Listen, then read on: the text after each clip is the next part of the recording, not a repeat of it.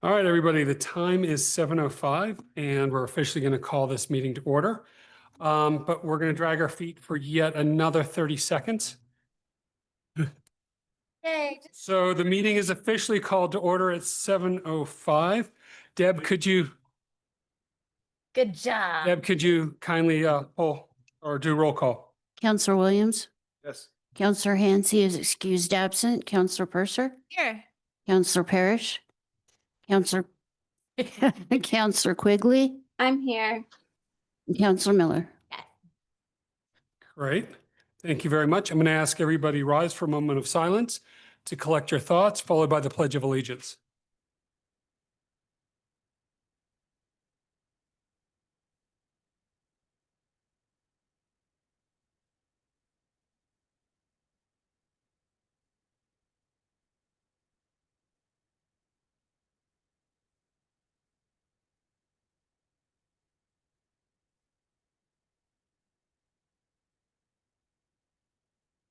Thank you.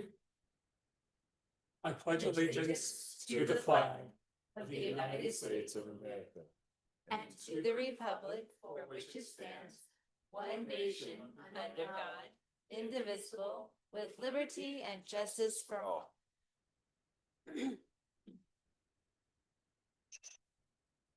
All right. Deb, we have an agenda before us. Are there any changes? There are no changes to the agenda, Mr. Mayor. Thank you. With that, I will need a motion to adopt. I move to adopt the agenda as before us. Second. We have a first and a second. Any additional questions? All right. Would you kindly poll council? Counselor Williams, Counselor Purser, Yes. Counselor Parrish, Yes. Counselor Quigley, Yes. Counselor Miller. Yeah. Motion passes 5-0. Great. Thank you very much. We have one presentation tonight. It's presentation and update from United Way of Mesa County. We've got Kara Seppi. Am I pronouncing that? Sorry. And Faith Rodriguez here to present on community impact. So you guys are up. Okay.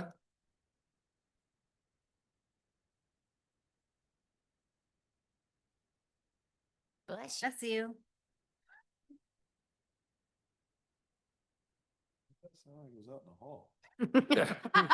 Was that John? You okay? And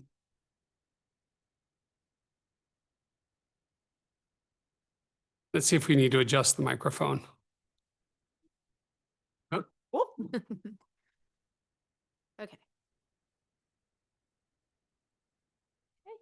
Perfect. Can you all hear me? Okay. Thank you. Fantastic. All right. Hi, everyone. My name is Kira Seppi. I'm the Community Impact and Outreach Manager with United Way of Mesa County.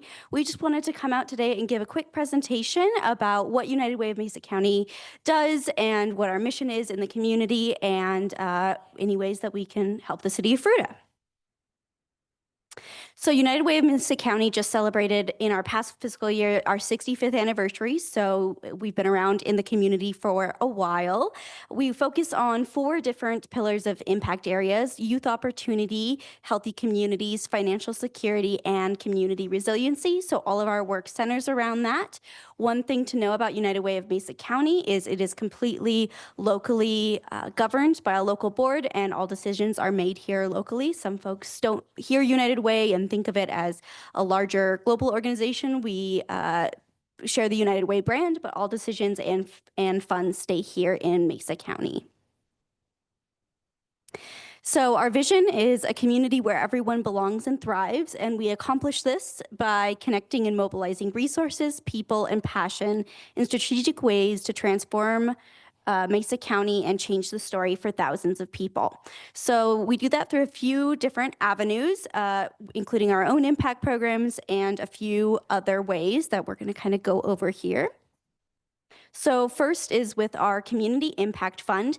This is a large fund. This past year, we awarded just over 25 programs for this award in those 4 focus areas.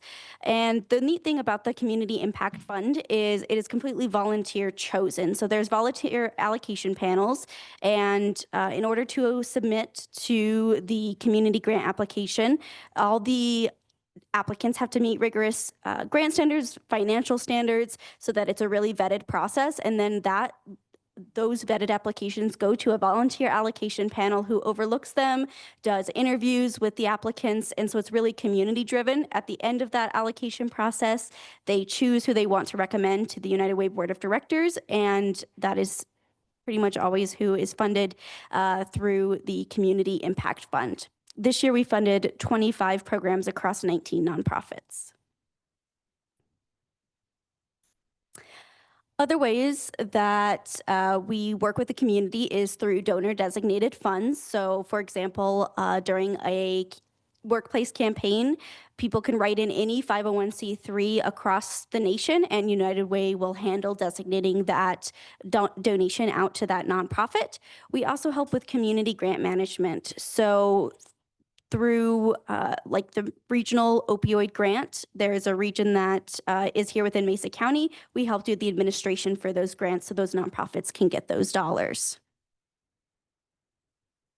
We also have 3 of our own impact programs. Impact programs are derived by community need.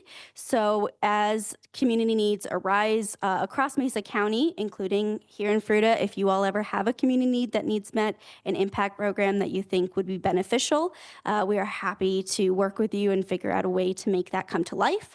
One of those programs that we currently have is the United Way Book Exchange. This is a network of free little book boxes around Mesa County to increase childhood access to books.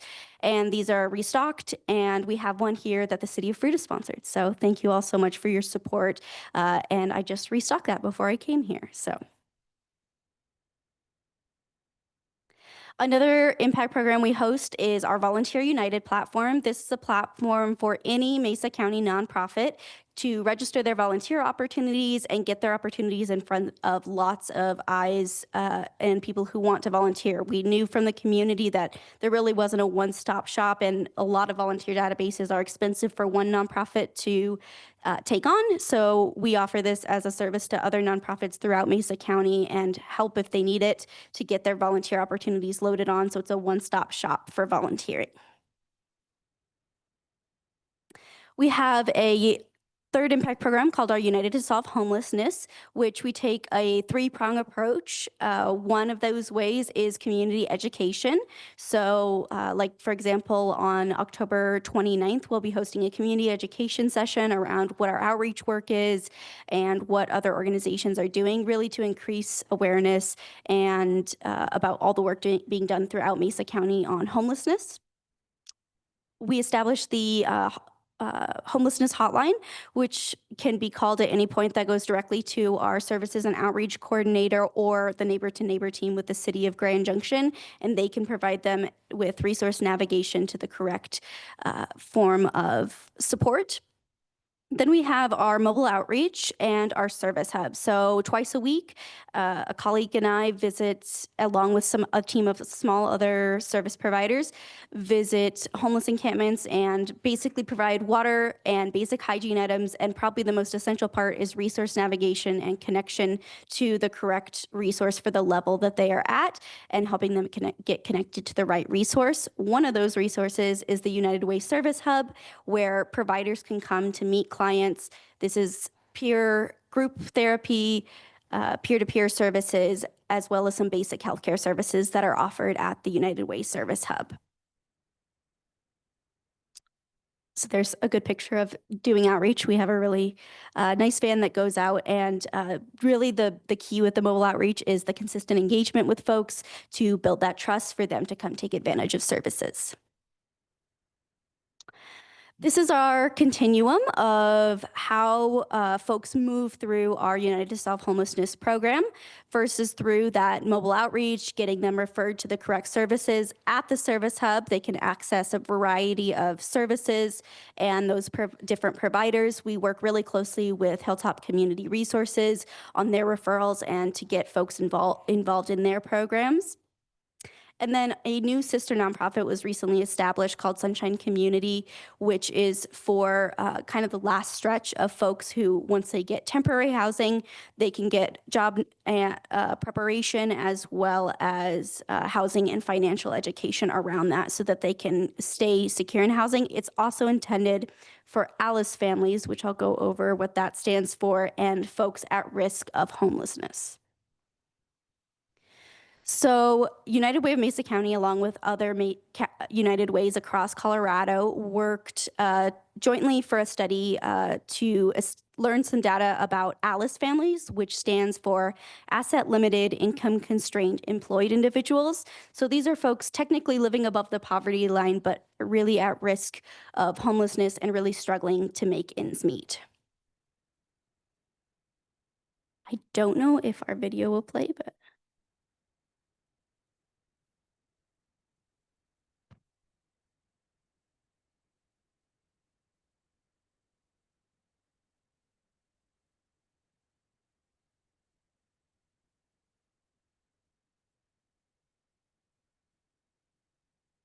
So, okay, we don't have any volume on this, but this is also available on our website. It's a short clip about those ALICE families and folks who are struggling to make ends meet.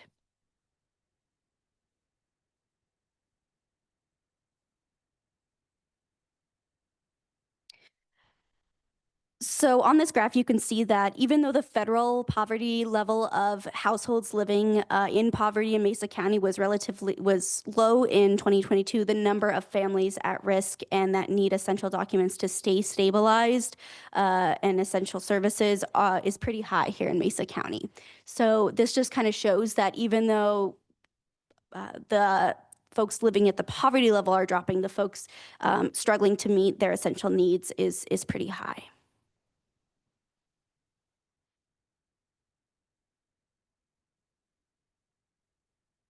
So all in all, that kind of encompasses our different impact programs. Like I said, our impact programs are ever changing based on the needs of the community and working to make sure that everyone can meet their full potential.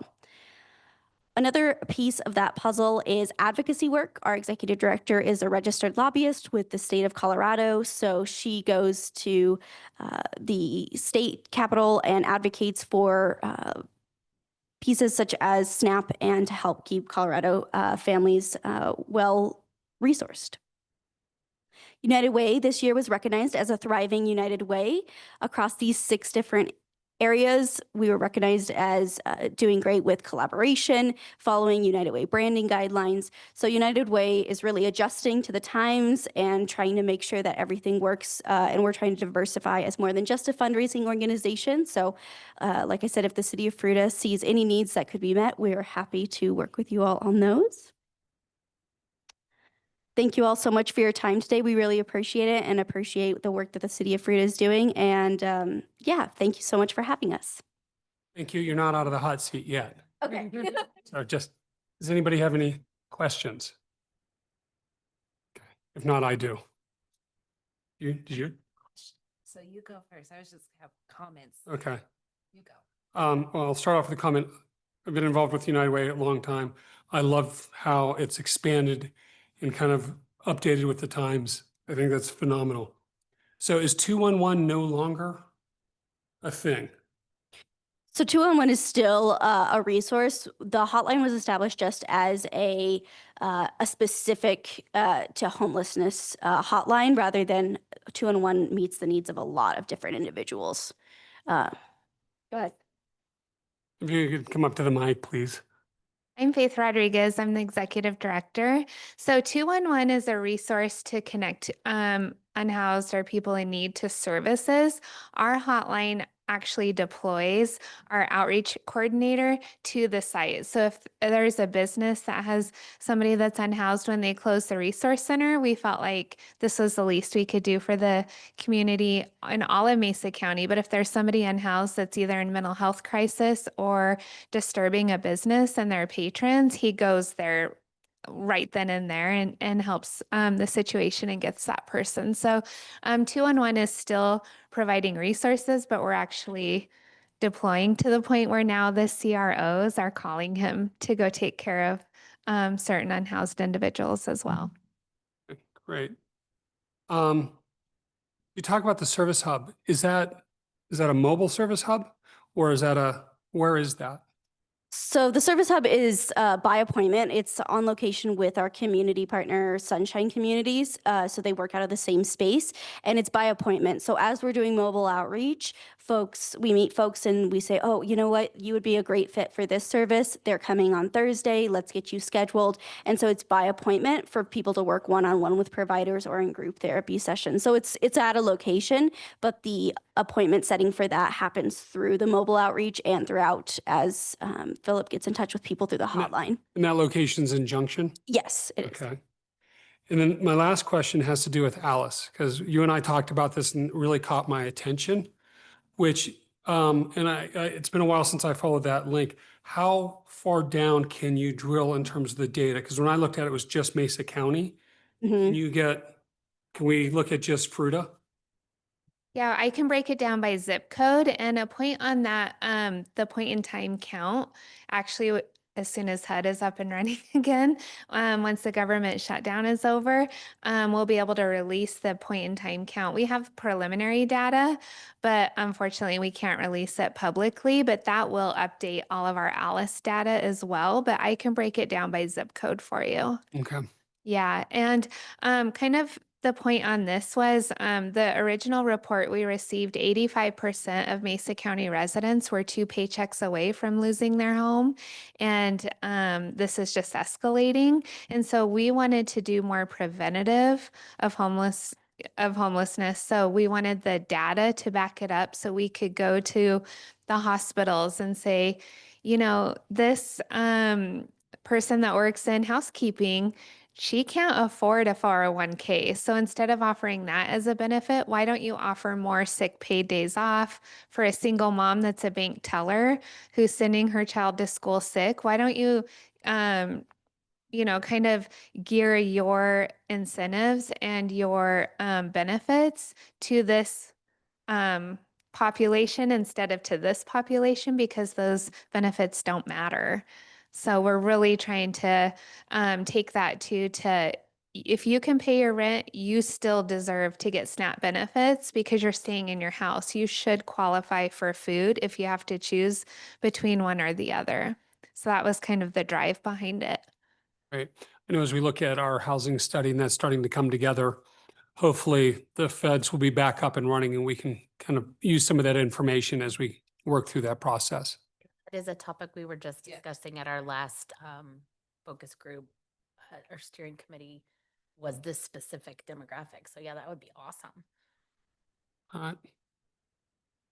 I just wanted to say I'm so grateful for the whole everything that United Way does and all the resources and benefits that it brings to everybody. And just thank you for the presentation and all of your hard work and the volunteers and just all of it. It's super amazing. And Years of Impact is right. It's very impactful, and I'm very thankful and grateful to you guys. I do actually want to request if we could have the PowerPoint emailed to Shannon and then emailed to us. That would be great because I would like to actually dive in a little bit more. So if we could get that as well, that'd be fantastic. Sure. Thank you all so much. And then if there's something we can do from a communication standpoint, we have our weekly update that goes out. In the past, there's been information on the front counter. Please let us know because we can help distribute some of that to our residents. Thank you. And I just wanted to say, I love Best Slope. So anytime you want to meet for coffee, come this way. Favorite place to go for coffee, but would love to sit down and just go over what you think the needs are for the community. I've discussed a few that I think that we would love to partner with Mayor Bremen, but would love to kind of get more input because we are United Way of Mesa County. And so we would love more involvement here in Fruita. Awesome. Right. That's great. Thank you both. Thank you. Thank you. All right. With that, we're going to move into public participation and our consent agenda. This portion of our meeting is set aside for City Council to listen to comments from the public about items that are not on tonight's agenda or items that appear on the consent agenda. Consent agenda items are those for which all conditions or requirements have already been met, and they are typically approved with a single motion without separate discussion. We welcome and value everybody's input. To help maintain a welcoming, respectful, and productive environment, we ask that there be no clapping, cheering, booing, or jeering, or sign holding. This helps ensure that everyone, regardless of their viewpoint, feels comfortable sharing their thoughts. Each speaker will have 3 minutes, and we ask that you begin by stating your full name and address for the record. If you have materials you'd like to share with City Council, please hand them over to our City Clerk, Deb Woods, so that they can be entered into public record and distributed appropriately. While Council will not be responding during this portion of the meeting, please know that we are listening, and we appreciate you taking the time to participate in this important process. With that, I'd like to open it up to public comment. If anybody would like to come up to the mic and speak about anything that's on or off the agenda, I'm looking at you because you're the one here. No pressure. You don't have to. You do don't. anything. You don't. But you're more than welcome to. We know you're here for a whole other reason, so you don't have to say anything. I'm Michelle with Copper Club and hopefully Fruita Tavern soon. For the record, we will need your full name and address. Full name and what? Address. Oh, Michelle Collins, 1154 18 Road, Fruita. Thank you. All right. Seeing nobody else available to make public comment, I'm going to go ahead and close public comment and bring it back to council. Is there anything anybody would like to pull off the agenda or off the consent? Or any questions? Amanda? No, I'm good.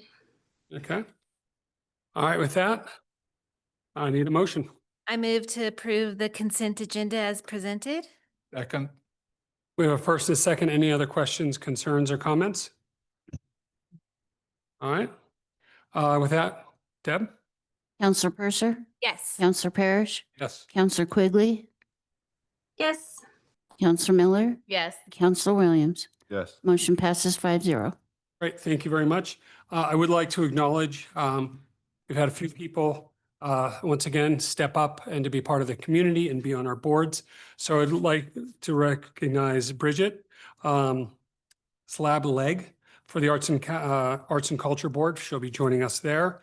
And then Jessica Hearns is being appointed for the first time to Planning Commission. So welcome her for her continued service because she was a replacement for Aaron when he left. So thank you to all those that step up for that. So appreciate it. All right, with that, we're going to go ahead and move into public hearing and action items, of which we have one quasi-judicial item and a request to approve a new tavern, malt vinous and spirituous liquor license for Moonlight Drive LLC, DBA Fruita Tavern located at 153 North Mulberry Street.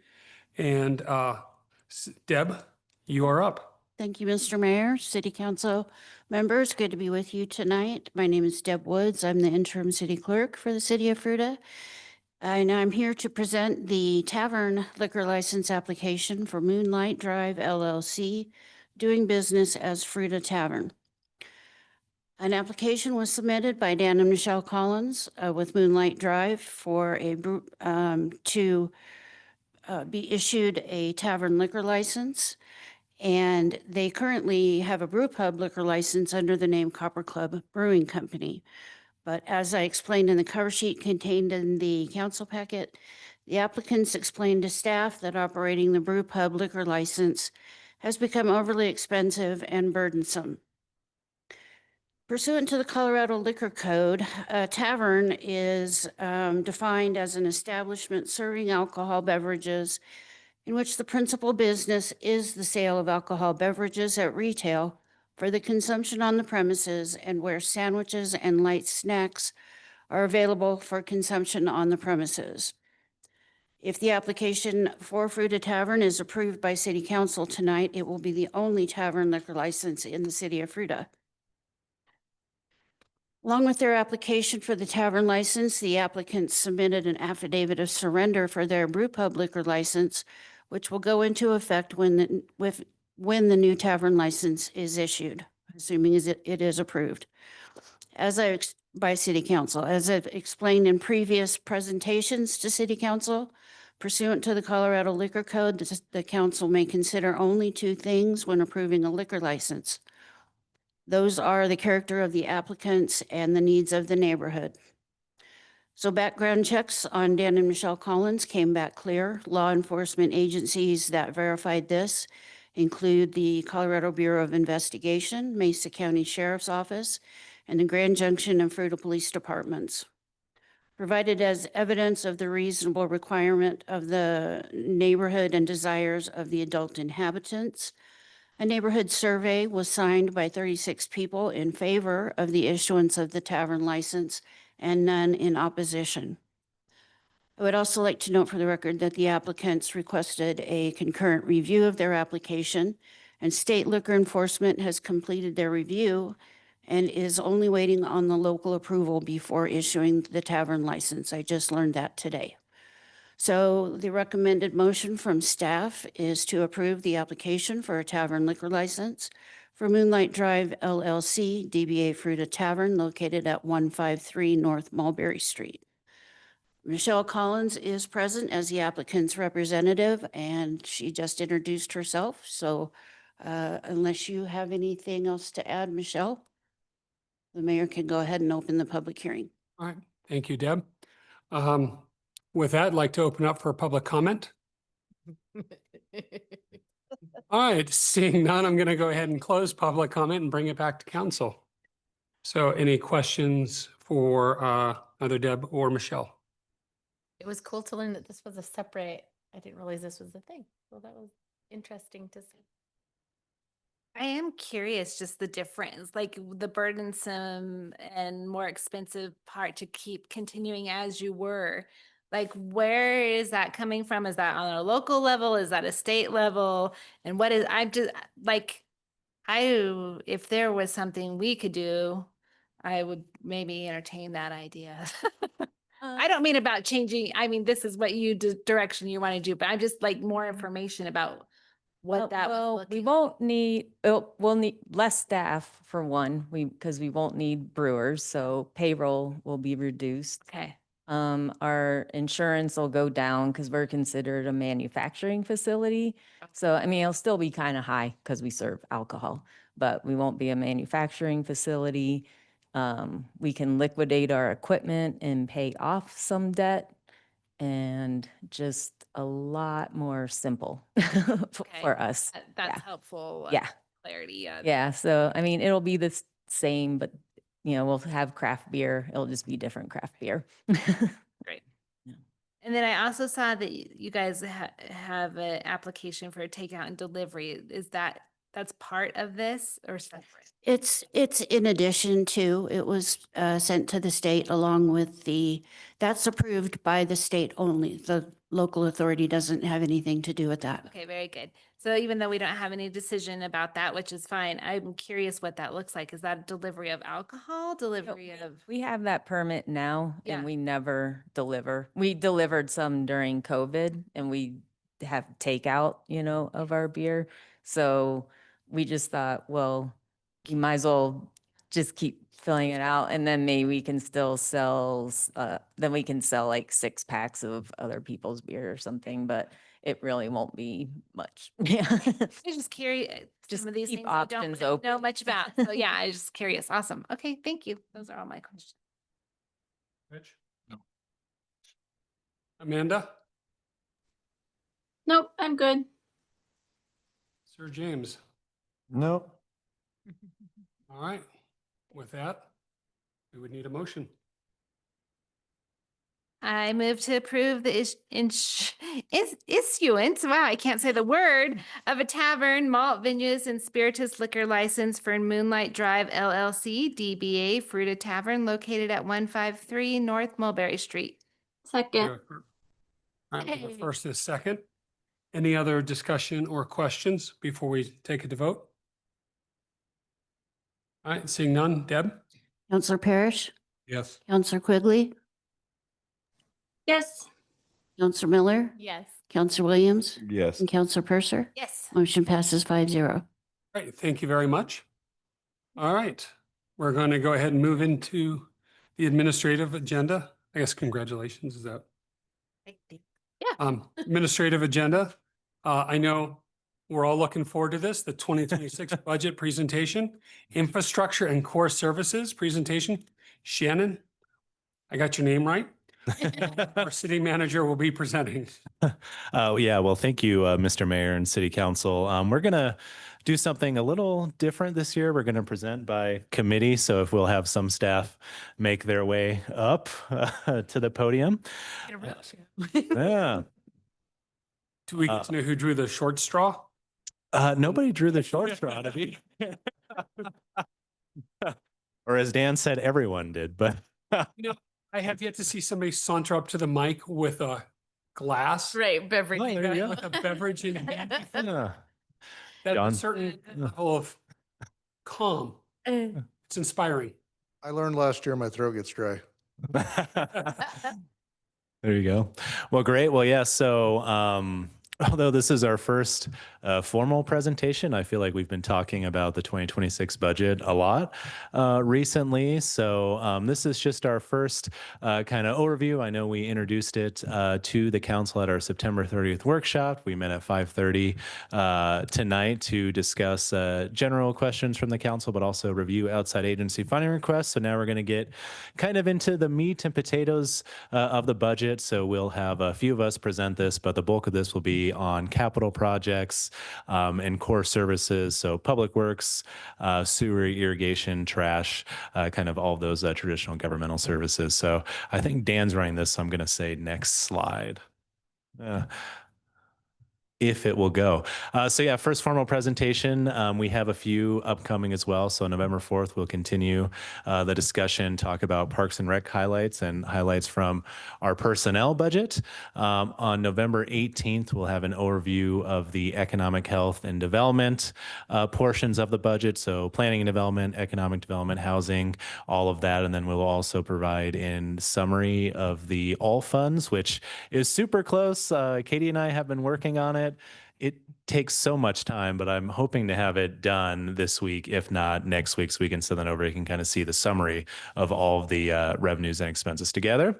November 25th, this is tentative. That's actually the Tuesday before Thanksgiving, I'm pretty sure. We'll have a final discussion at workshop, and then December 2nd is when it'll be moved for adoption as well. I only say tentative because we usually have discussions about whether we want to have that workshop, but I'll defer that to council to discuss at a later time.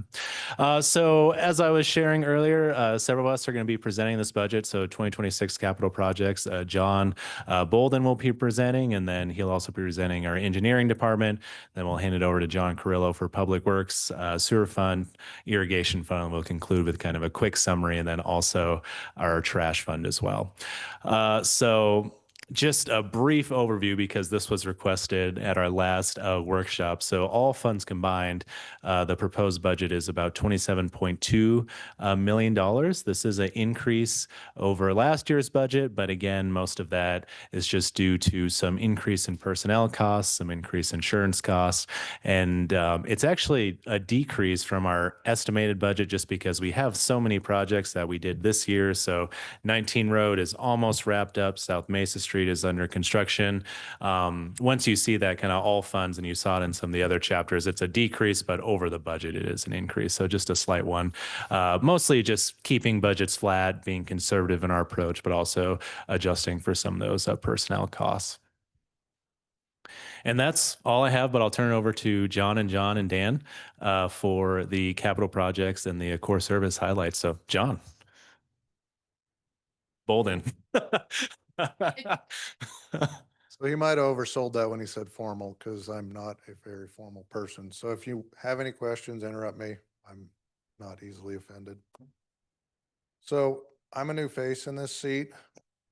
Part of what I'm starting to do after 7 months is figure out how I want to put my imprint on the position I have. And one direction I want to go is more internal design. We've done a lot of it in the past. I want to move more into more complicated designs. I want to take advantage of that while I'm here, and then potentially get more bang for our buck. So some of what you're going to see in here is me getting ahead of the design process this coming year. Same time, we're going to be building stuff that's already been funded. We'll be completing South Mesa Street and we'll be working on the Maple Street Bridge. So that's going to occupy probably a third of my staff, just keeping track of that while it's going on. A little bit of background. I don't know how much my predecessors have kept you in the loop, but the city does maintain a capital improvement list. We look out 5 and 10 years and we just dump projects into this list. We meet as a group. Got Mark, John, Dan, myself. I think that's everybody. And we just get and we talk through stuff. Each department makes their pitch for what they want to do. And this year I didn't have a lot I wanted to put in the mix. So a lot of the focus for me is going to be getting services to help me with the designs that we're going to be doing, and completing previous projects. Next slide. So, as always, there's the overlay program. Public Works does a really good job of scoring our streets. We have a consultant that actually does scans. It's a very apolitical. It gives a number grade to the streets, and depending on the severity of the damage, sometimes it's more cost efficient to let it wait for a few years and then do an overlay. Sometimes it's more cost efficient to do a chip seal. We have a very good internal program for that. We're keeping that funding on that the same. One of the other things that Public Works does a good job of is knowing the condition of the infrastructure that's under those streets. And so some streets that may jump out at you as starting to look a little poor, but adjacent streets are being worked on. That's because we want to fix the infrastructure underneath, and we have to combine that with the enterprise funds. So some of what I'm going to get into a little later into this is some streets that we're going to rebuild that have lagged behind other adjacent streets, but we'll get some love this year because we're going to replace the sewer lines underneath. So here's a list of the streets we're looking at. One of the things that you'll notice, they're in a similar area for the most part. That just makes sense. And it also, streets fall apart at a certain time frame, and as subdivisions come in and they age out, and that's why we're hitting that area quite a bit. In particular, the South Mesa, it's basically next to Reed Park and then across the parking lot. That's a sewer line that we've identified as, or Public Works identified as something we want to do soon. And so we'll replace that sewer line, rebuild the street at the same time, or overlay the street, as well as the parking lot for Reed Park. So that's kind of been the last little piece of that project that's been waiting on underground work. Hey, John, you said to just jump in when you Yeah. want, right? But This just for my own knowledge. When you guys look at those sewer lines, are you judging them just by age or do you have like a we have, imaging, or how are we getting the information? so there's a camera truck crew. Okay. It's actually 2 crews. There's a back truck that jets out the line because for them to look at it, it needs to be cleared out. Plus no sewer line is perfectly flat, and so it makes it where we can see it. And they've got a pretty good program. I don't think I've looked at a video of any of our sewer lines that's older than about 5 or 6 years old. They're continuously monitoring that.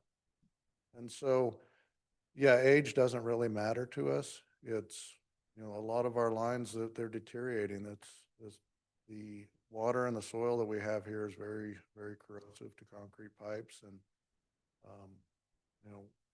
some of them, it's just tradition that's holding the pipe open. It's just used. On tradition. I love that. But yeah, it is an informed process. So we basically have a visual map of the majority of our lines. We've got a whole server full of really, really boring video. But extremely useful. Extremely useful. All right, cool. Sorry to interrupt. It informs our decisions. Like part of Yeah. the South Mesa Street project was to change the direction of that sewer. Part of what we're evaluating is you can tell by the high water marks how utilized a sewer is. And as they get past half full, we start looking at how do we make sure that we've got capacity, because you can't just replace it at a whim. We've got a budget to deal with. And so, like in the case of South Mesa Street, we have a lot of capacity that way, not as much this way. So we're turning the sewer line around. Sure. I'm assuming that since we did all that gas mitigation, that should help with longevity moving forward. It should. Are you referring to the change in the force main to the PVC? The H2S, yeah. Oh, Yeah. yes, Plant, yep. that is going to help. A lot of that damage is already done, and they replaced a lot of corroded manholes going out to the plant, which I'm sure you guys are aware of. But yeah, it'll help. Any other? Next one. Okay, so this is one of the projects that I'm kind of putting my stamp on. It was not on the list, and I added it this year. North Mesa Street, just north of Otley, there's a very narrow bridge. I mean, it was on the long-term plan just because it is a functionally obsolete structure. It's narrow, the sidewalks are narrow. If you spend very much time before school watching that, you'll watch a lot of people struggling with strollers to get through there. There's missing segments of sidewalk in there, which is ridiculous with a school that close.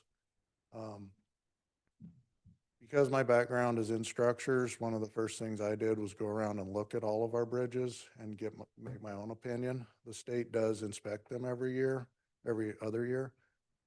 I wanted to know for myself, and that bridge is actually in pretty good condition.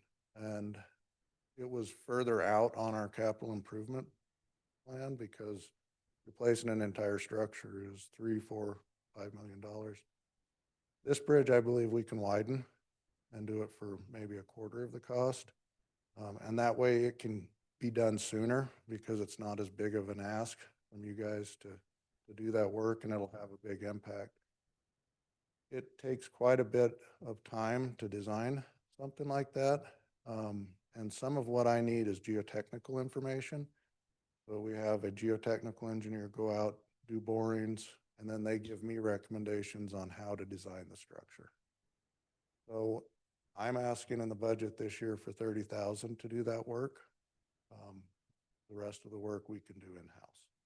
And if, as a group, we decide it could make it to the 2027 budget requests as far as capital projects. This one down. So Little Saltwash Park, there's a whole bunch of extra land that was acquired, and there's a lot of different things we can do with that parcel of land. And I put a little bit of effort into trying to figure out what those might be so we could put a dollar amount to it. And I quickly came to the conclusion, I don't really know what the community wants there. You know, I don't know if people are still going to be into pickleball. I don't know if community gardens, I don't know what's the best answer for that area. So with Mark's input, you know, as a group, we talked it over. We'd like to get a park designer, a landscape architect, come in and program that space, do the public outreach, do all the work to come up with a conceptual plan. And once that's done, we can do that design in-house, but we don't have that skill set. So that one is a little bit bigger ask, $125,000 to do all of the planning work for that. Mulberry Street Parking, I was hoping to come to you with actual amount for this, and the more I look at it, the more questions I keep coming up with, and I'm sure I'm driving everybody crazy, but I don't feel comfortable making an ask quite yet. We will get it into this year's budget, but I want it to be a real number, and I don't want to waste your time with an ill-informed guess. Just to kind of sneak in another tidbit, we're also trying to evaluate whether or not we could team this up with the alley project and do the alley improvements in addition to potentially the parking lot. And so that would mean like moving all the trash enclosures and then locating them on this parcel. Steve and Ed Pacheco have been doing a bulk of that work. And so I know that they're working closely with engineering, but that's another reason why we don't have kind of a solid number to present to you this evening. Yeah, the asphalt and concrete, I can give you a good number for that. It's, you know, potentially putting in a compactor to make the pickup times less frequent. A lot of electrical design, there's an electrical service that goes along with that. So we will get that to you. I didn't get that yet. Thank you for taking the time to do it right. Yeah, I don't want to waste money. I want to do it once and do it well. Next slide, please. This one is near and dear to me. I like pedestrian bridges.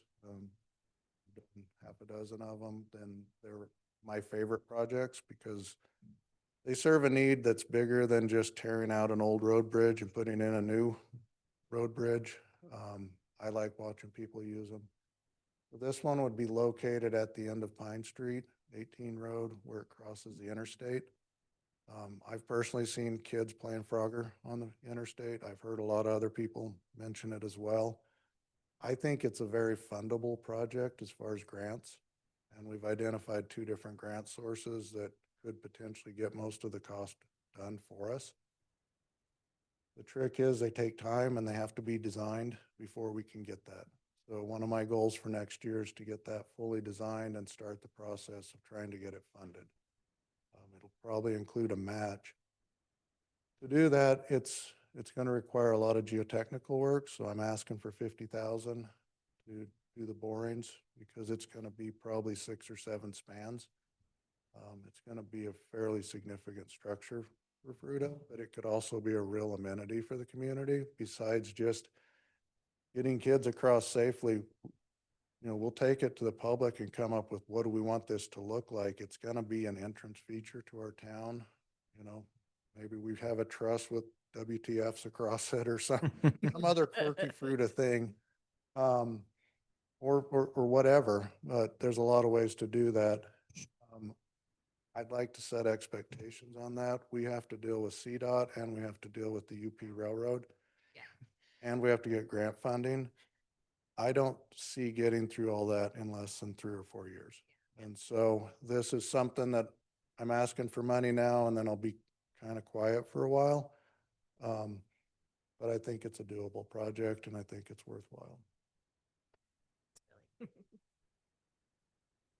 So for my department, I am asking for a bit, and that's part of my program of trying to make us more efficient and do more stuff in-house. I'm asking for the tools to do the work. And so 18% increase, it's almost all capital. And it's two different capital expenses. So total station, there's 2 different ways of surveying. Right now, we rely pretty heavily on GPS. It's a really excellent way to do that type of work. It doesn't work everywhere. We've had a couple of projects.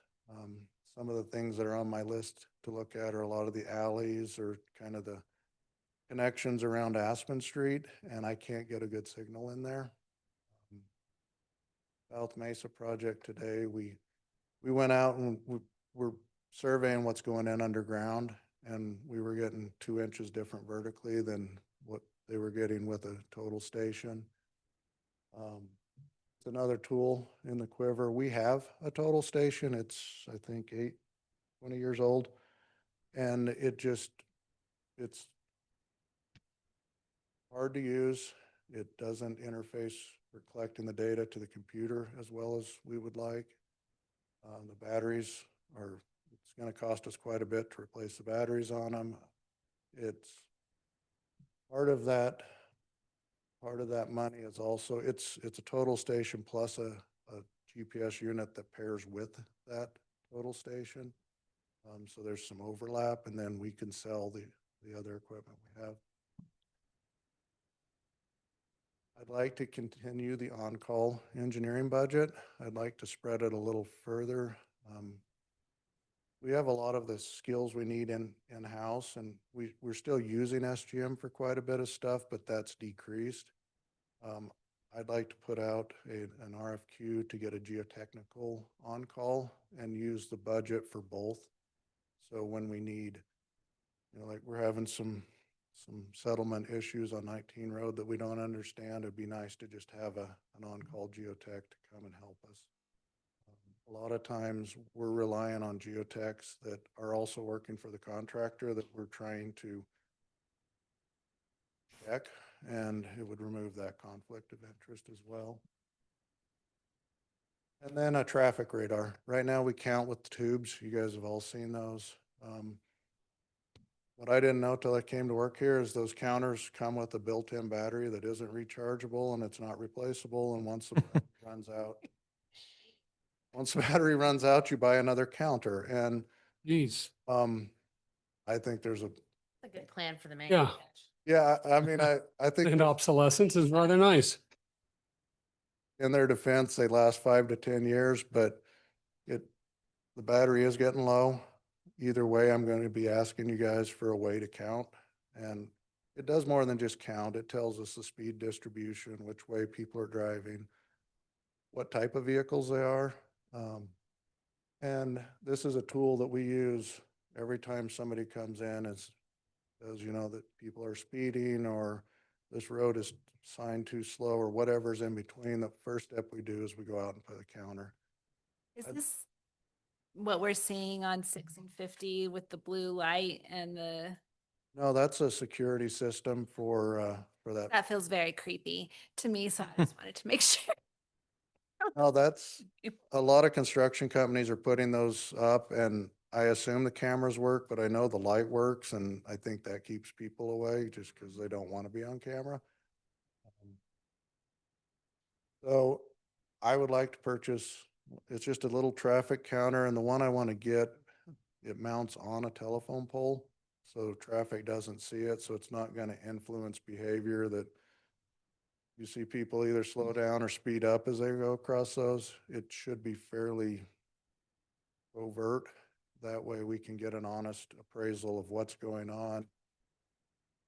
They're a lot easier to use. Every time we go out and set up the tubes, you have to glue them down to the road and tape them down, and you come back just covered in tar basically. And it's unpleasant, and it kind of leads to us not doing as many counts as I would like to do. I'd like to just have it running all the time and have an inventory of what roads are problems. So, and it's rechargeable. Rechargeable, and it's the same data. John, where's the closest base station to Fruita? There's a core station at the courthouse. In Junction? Yeah, there's a core station in Junction. There's one up in Glade Park. I don't recall, but I think there's one towards Douglas Pass. We may be able to get one. Okay. The roof here for free. Well, that'd be great. Yeah, that's useful data, and that's something we could get the county surveyor to participate in. We can ask Point One Navigation to put Point One Nav Okay. to put one up here for free. Yeah, that would be great, because a lot of times we'll set up a temporary one over a known. What do we got to do to get that rolling? I can introduce John to Chris Potter. Whether Chris or Harry, I always get them mixed up. I know what you're thinking, but there is also a Harry Potter that works there, and I think about it every time. But I can get you in touch with Chris or Harry to have that conversation, and Yeah, that would be they great. put them up for free. That would be really You great. put that on your radar to bug him about it? He has a little Oh, bit. no, trust me, we're going to be talking. Okay, good. That's it for me. We have a bet going on. He just doesn't know he's part of it. Oh. Any other? Amanda? Great job. I like the goals that I'm hearing. We've talked a lot about hoping to do more in-house and Yes. hoping to utilize the talent that we have. Well, at the end of the day, what I'm learning, having came over recently from consulting field is I don't know the things that drive his crews crazy. Until I came here, I didn't know, Sure, I didn't know these little things. perspective. And so working with John has made me a lot better designer. It gives us control over what we're doing. I'm not guessing about what my client wants because I'm the client and I can, make decisions that I think are better. I just want to throw like one kind of observation going back to what we've talked with council about in the past, which is a lot of budgeting for projects that take such a long time to complete. These $30,000, $50,000, they ensure that when we finally do budget those construction dollars, we can deliver those projects in that year rather than wait for several years and roll those funds over. So I think that's not only a better commitment to the community, but it's also internally quite a easier time for our departments to work with one another, knowing when those projects are going to get delivered, because those funds do get tied up for quite a few years and have had that happen in the past. And so kudos to John and his team for making that commitment. And I think that this is just a small representation of us following through on that commitment to council and community. So I just wanted to point that out. So kudos to John for doing so. When I talk to you guys next year, the projects I'll be asking for funds for will be ready to bid. And that's part of the reason I'm not asking it for as much this year, because I don't like the pressure of having to finish something because it has to be spent this year. I want it to be ready and then just come to you, and I know I'll have a pretty good idea what it costs to, instead of just a guess based on a 10% design. I also have to say, I'm super excited to see the pedestrian bridge. That was one of my things that I brought my very first strategic planning sessions, and I was told it was probably 15 years out. And it's always just been okay, that's fine. Yeah. When I saw that in the, ugh. And I think it would have always stayed 15 years out, but I think if we can get it ready to go, I mean, there's always a good time to do everything, and economic downturns are great times to build infrastructure. So if we got everything in place to do that, we can make our dollars go further. And I love it. It's also, I think this council's also been trying to bring things more things in-house and educate internally to grow that skill set. So this is great. Love it. Thank you so much. thank you. No pressure, top that. Jeez. So John Grillo, Public Works Director. Yes. Yeah, congratulations. No more intro. Little introduction, but throughout my career, 17 years ago, I was hired as a maintenance worker one, and today I sit as not even 48 hours as director. Very thankful to be here. Very cool. Yeah, congratulations. Nice work. Oh, talking about reviewing sewer lines, at one point in my career, I probably spent 6 months watching every sewer. Thank you for your service. We had just started the asset scoring and conditioning base and tying that with the engineering department onto our GIS actual scoring system. So, and now it outlines a lot of our capital work now. We'll kind of go through some of the core service highlights. Chip sealing, we've asked for an increase to 300,000, over 200,000. What we're seeing is with the PCI score that John had kind of mentioned, we are trying to maintain 79 to 83 to really keep in that good scoring range. Over the last couple of years, we have seen increases with the quotes for that work being done. So at 300,000, hopefully this keeps us in line with maintaining that PCI. Sidewalk replacement and pedestrian safety, it's something that kind of merged together, was at $100 and asking for an increase to 200,000. this year. This is to expand the program. It seems like it's been a great success with this community. And hopefully we can do some more of the actual sidewalk replacement mixed in with ADA ramps. And I think tied into some of the idea factory of painting intersections and other innovative ideas. Road maintenance and patching at 99,700 and street striping at 60,000, kind of just standard year-to-year maintenance for regular road maintenance and continued annual street striping. That road maintenance and patching is a really specific number. Everything else is 100, 600. That's Right where we need to be. not a penny more. Good answer. That's called tight budgeting.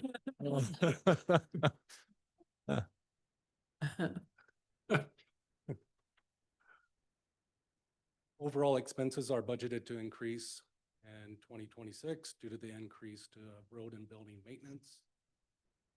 Capital includes replacement of an asphalt roller of 58,700, an addition of a mini excavator, and this will be using funds from the Capital Equipment Replacement Reserve, our SURF program. Our current asphalt roller was scheduled to be replaced last year. Over the last 3 years, we've had an increase in maintenance and operation cost. We've replaced the radiator. And this is the equipment we use on daily basis throughout the summer for all of our asphalt patching and any of our subgrade compaction. The mini excavator would be an addition to our fleet. Similar to what we did at the launch this year, we're looking at trying to get some equipment that every now and again we have to do rental. And there's certain areas, right-of-ways, certain drainages, alley maintenance, where this would kind of allow our staff to actually get in there instead of contracting some of that work or constantly renting.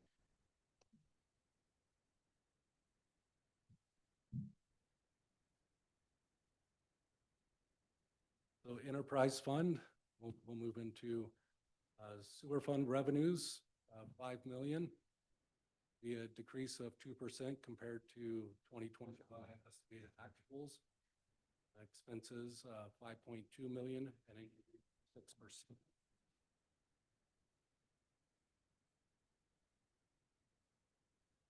What, do we know why that we're bringing in less on that? Yeah, on the revenue side, we budgeted some grant funds for one of our projects, which John can speak to. We were going to do a sewer line replacement along Greenway Drive, and we got a $500,000 DOLA grant for that, but it was, if I remember correctly, it was 300 feet of sewer line replacement, and it came back at a $3 million engineer's estimate. So 100, what is that, $10,000 square foot?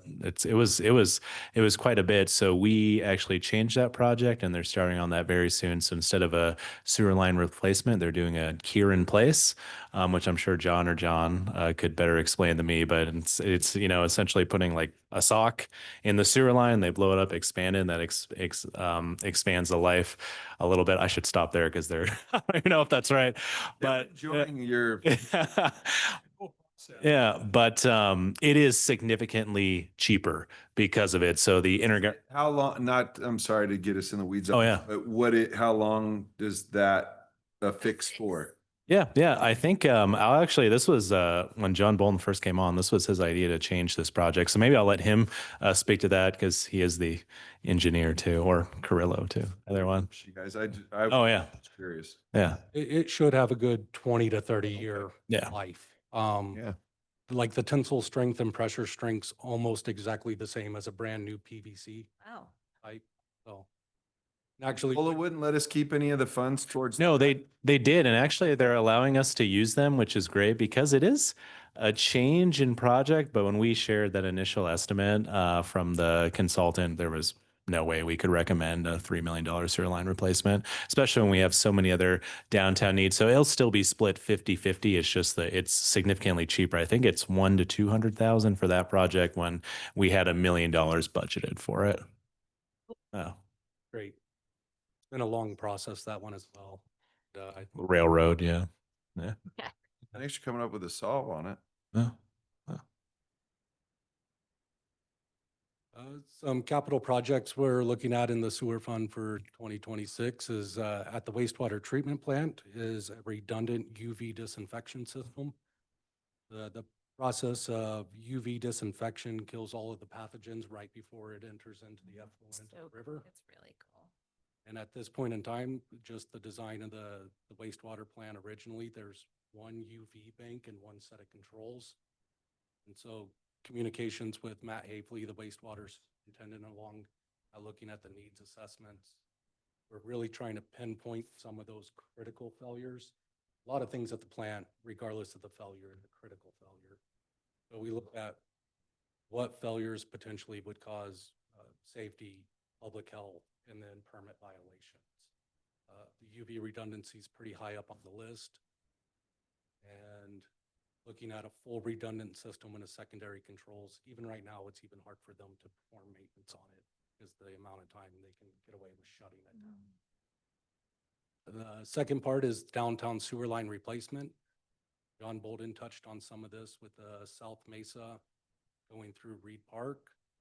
We also are looking and evaluating different areas in the downtown area. There seems to be a pretty core area that we could select multiple sewer lines for replacement. We'll continue to evaluate that. We are keeping in mind some of the impacts of the construction that's been happening in those areas recently and want to minimize some of the impacts to local businesses and residents. So kind of as we get through that evaluation, we'll update that information. Capital equipment, we have 130,000 for vehicle replacement. I'm going to need to double check that number. I know we have one vehicle replacement for the wastewater treatment plant. Once I get that updated, I'll that shared over.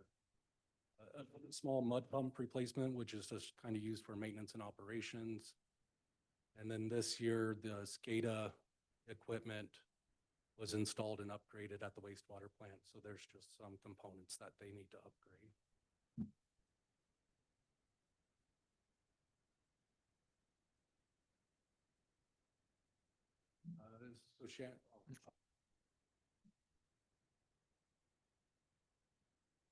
So Shannon touched on the contingency amount increasing for current grants. And then kind of outlined again with John and what I just spoke about. There's about 1,300 feet of sewer line, potentially maybe locations selected. And with the sewer, oh, actually, it's right here. Sorry.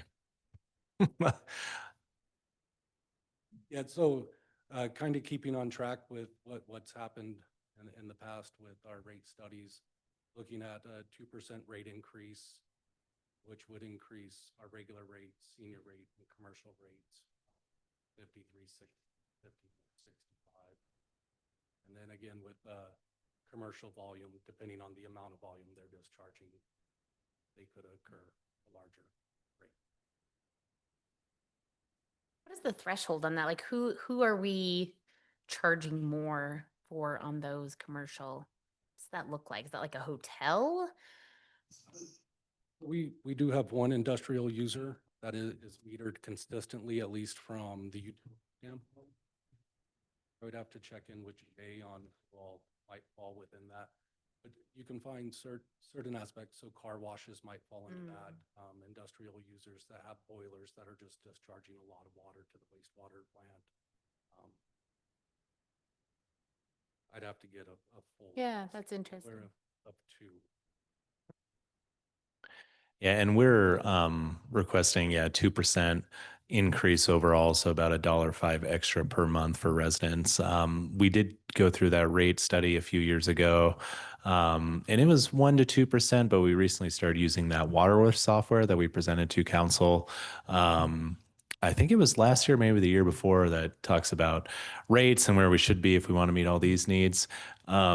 You know, some of that proposes a much more significant increase, 8 to 10%. I just have a really hard time passing that on to residents and our ratepayers, just kind of knowing that, you know, we had all these federal funds, we used a lot of them for sewer and wastewater.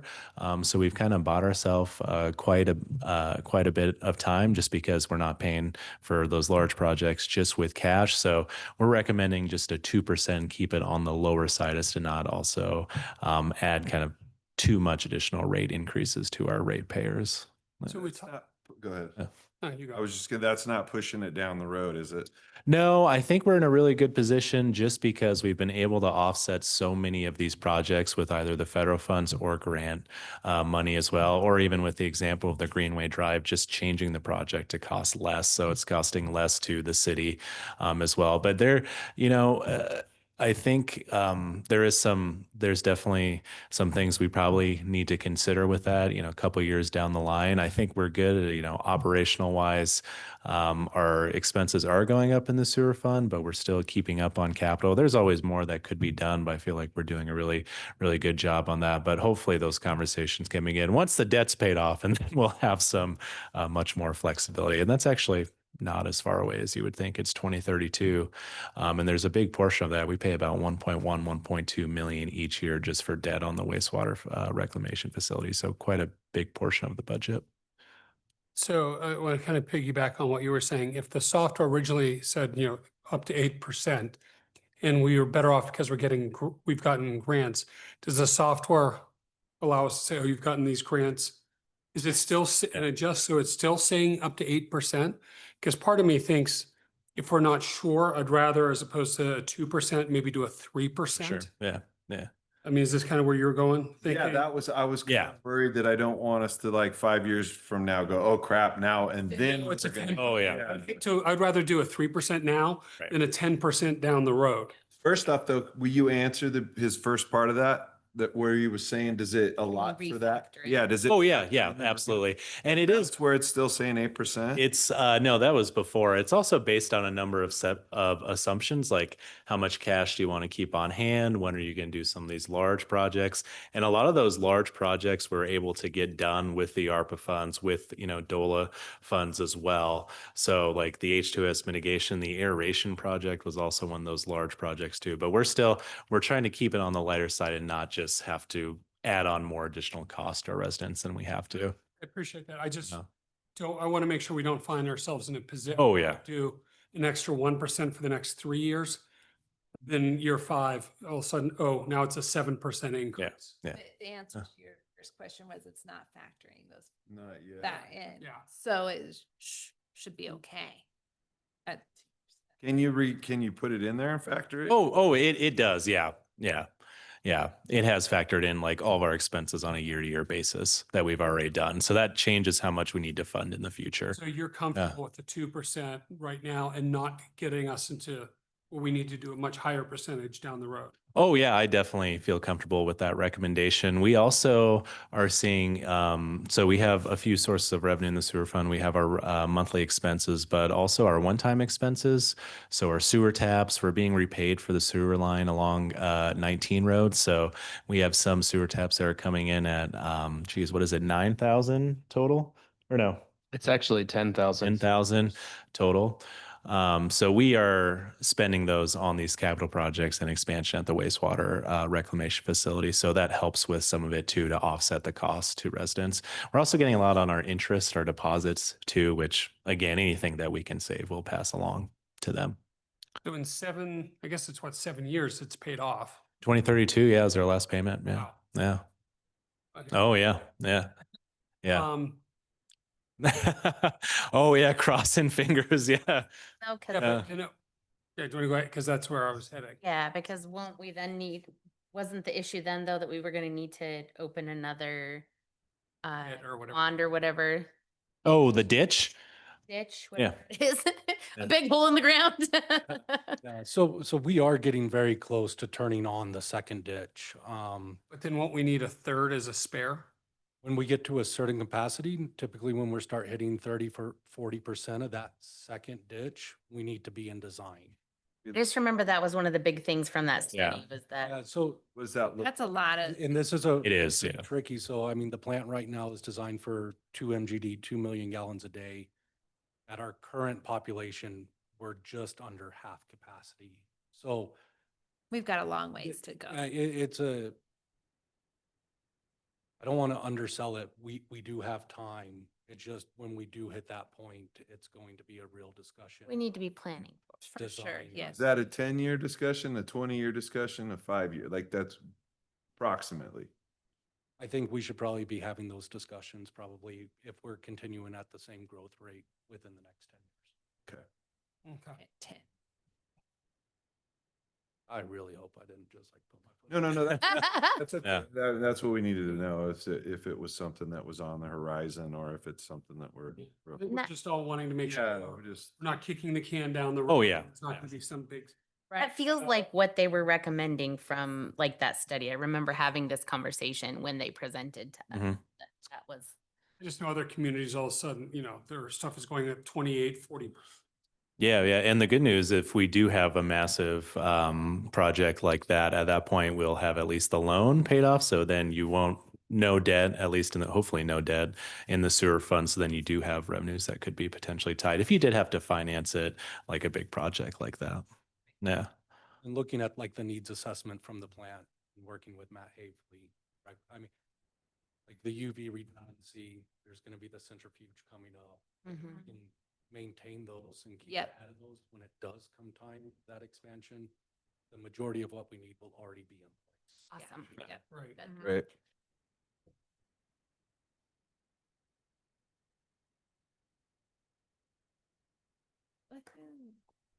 This is the easiest slide of. Irrigation fund. Yeah. Any about Flatline. continue to do what we did this year Awesome. to next year? Were the like sediment issues and stuff, were they similar this year or like, I know last year they were a bigger struggle after the fires and This year wasn't as bad. Something we still dealt. are we seeing anything with like the zebra mussels or anything like that yet? Okay, that's awesome. Good. I know there, knock on wood, I know there are communities that are dealing with that. Extensive maintenance. Yeah. Yeah. But working with Grand Valley Irrigation Company, hopefully there's some treatment methods that they'll try. They're Okay. fairly limited to where our headcounts are. Yeah, and this is our last two slides.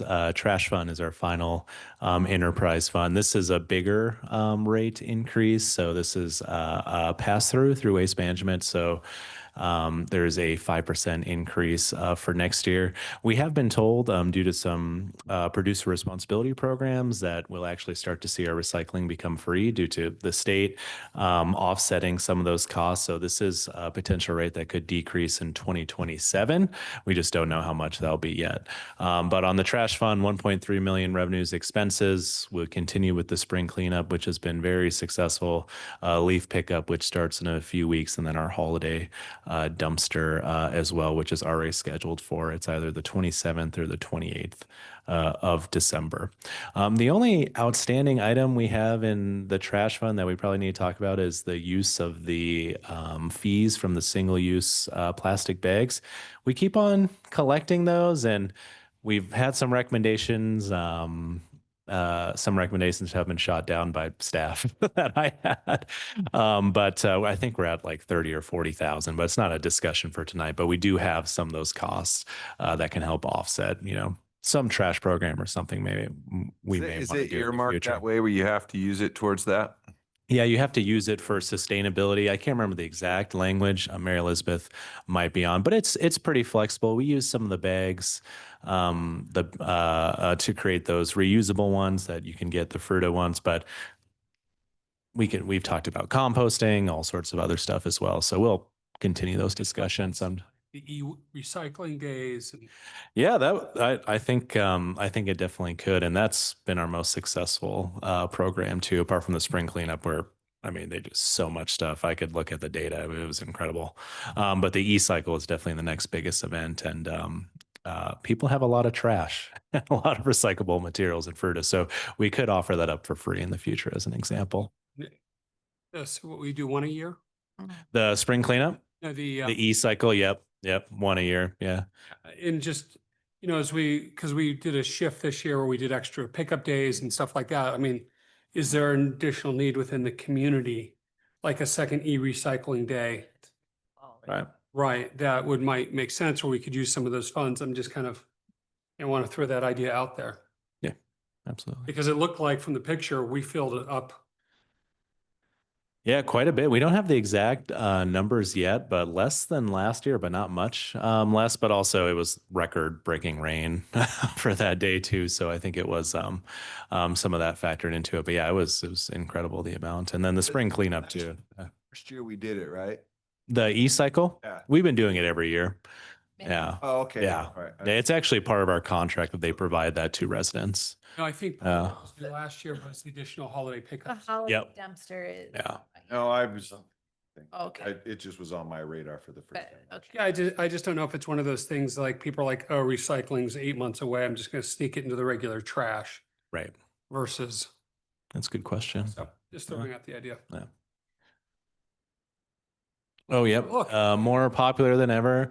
Yeah, it was moved to the shops, which actually helped out great as to not conflict with the Fruita Farmers Market.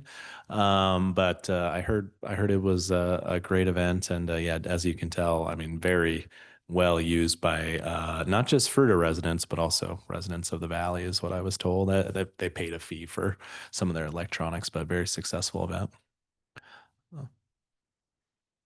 So that's all we have for trash. We've already talked about this. As a whole, priority was on maintenance and planning for upcoming projects. So a lot less capital expenses than prior years, which is very intentional. And then some of our biggest changes across all funds is just increases for salaries and then a significant 13.5% increase in health insurance, which significant is, of course, perspective because, you're here in the marketplace, there's 30, 40, 50% increases. This is our first double-digit increase, I believe, since 2017. So most of our changes can be seen with that. But that's all we have for tonight. I know that John, Dan, and I are available if anyone has any specific questions, but I'll turn it back over to the council with that. Yeah. Thank you. Thank Yeah. you. Questions? Amanda, any questions from you? Nope. I'm just very thankful that we have such an extraordinary staff to put this all together for us and have foresight for the future. John, great job, on the job for 48 hours. So Uh, For you. Yeah. all right. well, before John sits down or before you leave, stay right there. Sorry. You can go ahead. Sorry. With that, we're going to do city manager's report. Yeah, so we have 2 new department heads. John Carrillo is one of them. We generally introduce them and we can have an official agenda item at our next meeting if you would like. But yeah, so John began as Public Works Director on Sunday, odd day, I know, but new week. So started then. I don't know. You know a lot about John. You already shared some. Was there anything else that you wanted to add? You were starting to say something right when I cut you off, so I apologize about that. But anything for the council? Yeah.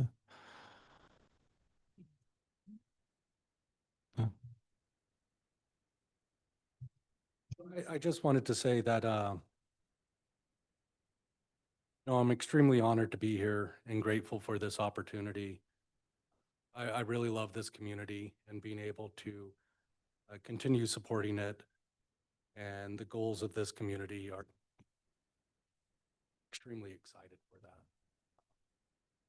I have a great group of people down at Public Works. I'm going from the boots on the ground approach, build a lot of great relationships with all of them. And I am excited to continue forward. Yeah. Oh, good. Thank you. And super excited. Our second new department head, Krista. I don't know if you want to come up. I know you've introduced yourself, but it is like tradition that we normally do that. Actually, our 2025 Employee of the Year. Yeah. Oh, So yeah, we ran both of these positions almost at the same time, but yeah, received applications and we interviewed last week, and that's when staff and leadership team decided to recommend that we promote John and Krista in these roles. So yeah, Krista, if you want to just briefly introduce yourself. I know it's on the record, but this is how we've done it in the past. Employee of the year and $500 richer. Yeah. Krista Yamashita, been with the city for 6 years almost, and just super excited for this opportunity and to work with everybody. We've got a great team, and I'm super excited to work with them and to see what we can do. Thank you. Yay,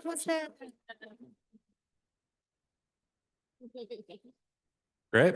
Well, I only have a few other updates apart from that. So, ironically, earlier during the United Way presentation, the housing needs assessment was brought up. So we have our check-in from our consultant with the survey data scheduled for our next meeting on the 4th. So we'll probably start the meeting with them presenting, reflecting on the survey data. I think it might be closed or it's closing very soon.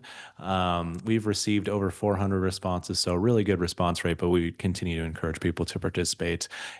They haven't told me it's closed yet, so I think it's still open. So maybe we'll do one last push, but interesting survey results. And I know that they're excited to share it with council. Also, no meeting next week since we had our workshop tonight at 5:30, but we do have, if you're available, the groundbreaking for the Oaks on November 4th at 6 p.m. So we'll all meet over there at 805 West Otley. They've been doing the asbestos mitigation. You've probably seen a lot of work being done over there. Our fire department was there yesterday doing some training with asbestos and all of that too. So super excited to host the groundbreaking on November 4th before our next meeting. And then finally, another exciting update, our planning and development department, along with our city clerk's office, has been moving towards transitioning our business licenses to electronic, which has been a goal. It's actually been the budget for the last 2 years, but I think capacity has been a challenge, but we're finally getting to that. So yeah, we have a soft launch planned for November 12th. Expected to save the city thousands of dollars annually in printing, postage, and staff time associated with mailing licenses and renewals. Instead of mailing them, Deb will send out an email to all business licenses.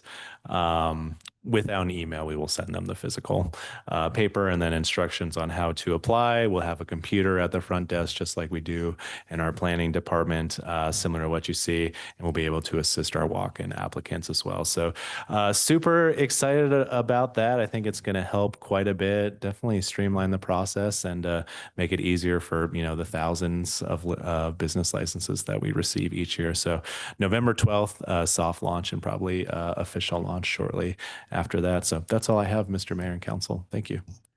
Thank you very much. Bring it back to council. Amanda, we'll let you go first. I have nothing to report. All right. Amy? Livability Commission, we had our trail cleanup. It was a gorgeous day right before we went and toured the launch. Cleaned up that mile-long section of the riverfront trail that goes along Frontage Road. We gathered a whopping maybe a quarter of a contractor bag full of trash. A quarter. It was a lovely day for a walk. Kind of fun to get we had 3 new board members. So that was nice to just kind of, have a fun little time to just chat with them. And then, yeah, that's all I've got. All right, Rich? Nothing for me. Janine? I don't have any reports, but I do have a question that I feel like I should know the answer to, but I'm continually struggling to know. And then actually, I think Shannon wasn't sure about it the other day. I will report on this. We had fun at base camp last week. We had a really good turnout and good engagement, and Shannon did a great job. But the property that is being developed, not Red Barn property, but but the property east of that. What's happening? What is that? And Can we, and then also, actually, the Red Barn property, the application has been pulled, so do we know what's happening there? So two-part question. So if I'm understanding the property location on 19 and a half road that is just to the east of the wash, that is uh, that is actually a county subdivision. Okay, but do we know anything? I mean, I've assumed it was county. I'm just wondering if we know They're about it. They're 1 acre to 3 acre lots, and it's clustered, and the reserve lot is the lot that is actually directly to the west of the wash. So that used to be all one parcel. I mean, I think it was 100+ acres. And so in the county code, they have a zoning designation called URR. It's urban residential reserve, and it allows you to cluster to 1 acre lots, and you can do 1 acre lots on 40% of the total acreage, and then you have to reserve 60% as essentially the assumed parcel that will be annexed into the future into the neighboring communities. So that's what that is. Okay, and that didn't fall within our boundary of like where we Definitely in our buffer. kind of the agreement with the county that we don't infringe and build right up next to our city. Within the you know, urban growth Yeah, boundary. well, we have an agreement, a buffer zone that didn't fall into our buffer zone. I'll show you it might be easier to show the map. Thanks for the word buffer is what I was looking for, Amy. Appreciate it. So the buffer zone is it's from 20 to 21 road. You trying to share that? I'm working on it right now. Aye. Okay, so it's a half a mile outside of the buffer zone. Yeah, and Why is that why our buffer zone is? Why is it not all the way to our, well, you know what I'm saying? I know it was It seems weird. Yeah, Buffer zone county city. yes, why doesn't it go all the way Like it's an from- Oreo. Yeah, trying to do two things at once. you don't really need to show us if it's 21 to 20 road, that's the buffer zone and So obviously incredibly well, like legible map and excellent color choices. But this RA10, if you can see my cursor, that is the buffer. That's from the Book Cliffs to the monument, from 20 road to 21 road. And this is what they call their future land use map, similar to like our future land use map that we would use. And then this is the URR zoning designation, their urban residential reserve. So that parcel petitions to zone into the URR, and then it was bifurcated by the wash, which you can really kind of like just slightly denote there. And then they developed the parcel that was unlikely to ever be served by sanitary sewer, and then used the reserve lot, which is to the west of the Adobe Creek Wash. And so that will be encumbered by that zoning designation, since it will actually be a part of their subdivision plat. And so in the future, in order for that to get any additional development rights, it would have to petition for annexation into the city and develop under those standards. And so if you remember, back when we did the comp plan, I was particularly frustrated with the fact that, we were trying to communicate to our community like what our defined edge would look like. And I think the argument that we tried to make unsuccessfully at that time is that that's actually kind of artificially just creating another line around the community where we would have to like leapfrog past those developments in order to grow, which was really inconsistent with the then council, then community, but has like remained relatively consistent with the council's since the adoption of the comp plan, that we wanted a real predictable edge. And so the URR policies, however, they might be effective in some areas. They've just kind of created these real large parcels of sort of clustered 1 acre lots that would be really difficult to upgrade to urban standards into the future. And then So, What was that, Amy? s- doesn't sit very well. This has nothing to do with any of us because it just is not, Is this on the other side of the buffer zone? It It's is. on our side. It's on our. it's on our side. We don't have the buffer zone from X to all the way to our city limits. There's just There's a runway kind of. and then county again. And that's very odd, but that's There's a buffer zone and then there's not. right. So then the county can do something that we don't have any say about what that looks like. So back in the, I mean, I guess back in the day, yeah, I think it was 1998 when the community separator was adopted. We were going for something a lot more like this. Uh-huh. Just the buffer for, from Palisade to, So a whole big Clifton. chunk instead of like a little section. and so I think the strength of their argument, as I recall, is the lack of ability to serve with urban level services, but also a lot of those peach orchards and Yeah. vineyards, they were very vocal. Mhm. And they also have been incredibly successful in having a lot of these parcels within here and even the East Orchard Mesa, which is known as like the EOM 10. So a lot of these are encumbered by conservation easements as well. But yeah, I think that the genesis of the community separator was for it to continue to evolve and to continue to have the distinct separation between Fruita and Junction and Palisade. And it never evolved, but beyond the IGA that was drafted and put in place in 1998.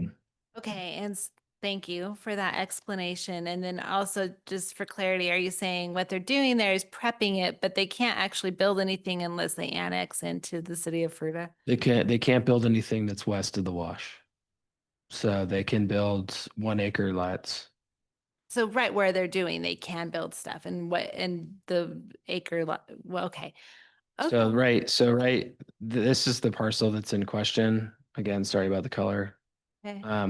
And so it's bifurcated by the Adobe Creek Wash. And so they're essentially subdividing off the center line of the Adobe Yeah. Creek, and this is all going to remain the reserve lot. Yep.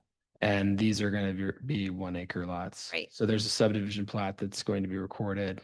And then, that's basically going to assure or ensure that no urban level infrastructures infrastructure is likely going to be able to go in 19.5 road without a significant project, which would, I think, kind of disprove the original concept, which was, we wanted to not have to leapfrog properties and spend all that money on infrastructure. But our fate is somewhat sealed with Palmer Heights, which is another example. Like this is what these URR developments look like. And so you can imagine like, sort of farmer, John and Jane over here that want to apologize. We have a lot of Johns in the room. But say they want to develop their property. I mean, how are they going to shoulder that burden? So that either is going to mean like, kind of acquiring a lot of real estate and annexing, and then us having to shoulder the burden of essentially providing urban level infrastructure to these kind of hybrid urban and rural parcels that are on our edge. Sorry for the long explanation, but it's a long story.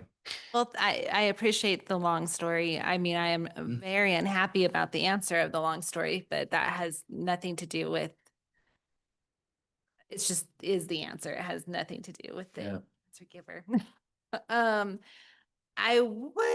It may be helpful to communicate in some way, even though this is not us, just communicate that it's not us. Yeah.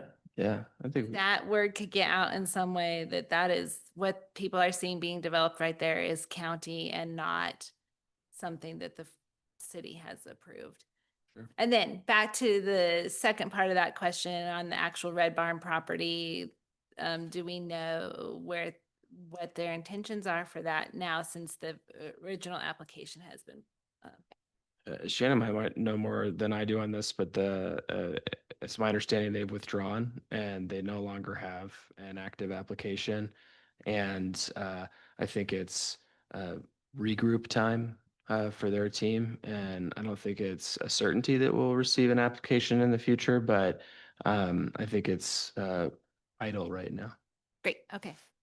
Thank you for that. And then this goes back to our workshop earlier, just I should have said it then, but based on our conversation and when we have MOUs and when we have those requests that come to us annually, if we could have the MOU in the packet as well to refer to, that probably would eliminate some of the lengthy conversations that we had tonight. Sure. That's all. That's it. Sir James. So I had, there was police commission. I wasn't able to attend, but I went over and saw chief, talked to him. Said nothing real big at all. They just had, an update on what the community resource guy, Ed, has been doing. Just, yeah, Ed's doing great work from my perspective. And then he said that they had some budget stuff, but we'll see that when they come in. And that was his response to that. And I asked him if there's anything he needed from us. No, they're doing great. So that was that. And then we'll see him for the budget thing. I also did it's currently called the Downtown Fruita Business Committee. Yeah. It's changing the name to try to incorporate all and to be a more useful name. But When you say all, you mean South Side or? Southside too, to incorporate in. So Great. that'll be a change. And it will be nice too, because it was literally me, Allie, and Alexa were the only people there. Yeah. But so there was some things that came up, was just basically a debrief on how Fall Fest went. And it sounds like overall everything was just really appreciated and liked a lot better this year. The changes, there weren't big complaints, which we were worried about. Seemed like everything went well that way. And I guess apparently the foam didn't ruin the grass to the degree that we thought it did. So there's that. They are looking at how to do that a little differently next year. But anyway, it was a big hit, and the plan is to keep that kind of a kid fun world over there. Talked about Truck or Treat is coming up 10/25. The farmers market is going to happen at the same time.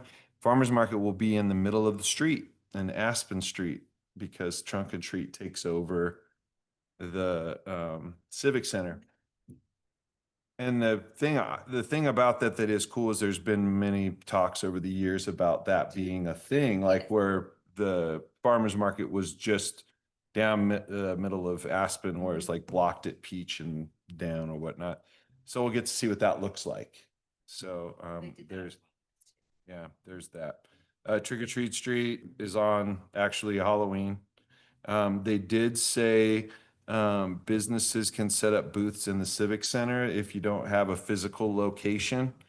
And it's first come, first serve. So if you want to, and I don't know if we want to put that out maybe on our update or something, but if businesses want to get involved with Trick or Treat Street and they don't have a business on the main drag here, they can contact the chamber, probably let them know they want to do it, but you can go in the Civic Center and do it. Realty does that every year. Yep. Yeah, so yeah. Yeah, and it would be cool to see that used. They're going to do the pet parade. They're going to do the pet contest up on the stage and everything too. So I think they're really trying to incorporate that more. So if we can get some businesses involved with it, that'd be cool. They talked about, and you said this might not be the date, but We'll talk about that next. Oh, okay. You want me to just hold off on it then? Yeah. Okay, we'll just hold off on that. And then, yeah, Parade of Lights, the theme is Whimsical in the Woods this year. It's so cute. Yeah, it's on the 13th of December. And Small Business Saturday will be November 29th. Did they talk about maybe in the parade limiting the time that performing groups stop in front of the judges' table? I didn't hear anything about that, but Is that an issue? Yes.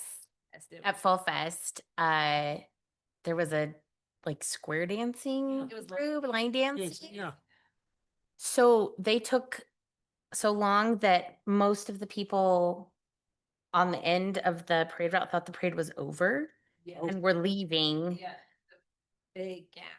It was a really big gap. I heard from several people like, oh, we didn't realize the parade was still. So I don't know if maybe just putting like a, hey, you know, if you're performing maybe a Like certain on that- time limit or like be on a trailer so that, you know, it's still kind of move. I don't know. Well, when 'Cause I you thought they were great. They did take a long time though. When you do so- the application, don't you put on there I've never seen it, but do you put on there what you're gonna do and if you need a moment and maybe in that, if there's a. I've got. That was one of the only negative things that I heard was that like, oh, you know, we thought the parade was over and then yeah. I owe Kayla an email tonight, so I'm just going to throw that on there. So thanks. And then what did the vendors think of the in the middle, like having it from- down the road? What we heard, well, the talk was during our meeting was that it looked a lot cleaner. Like if you think of, and this was a really good point, if you think about it years past when they were on the sidewalks, behind them, between the businesses and them, it would just get crazy and it would look all like an alley almost. And so there was a lot of that was a lot better. There was a little bit, I'm sure you probably heard about a little bit of the ones that were out here that were a little bit upset about Because they didn't have the traffic flow. they didn't get the traffic. So the amount of issues are really minimal and fixes are probably pretty easy. So overall, it seemed like everything went well. But of course, there's vendors. There's always going to be vendor complaints. Right.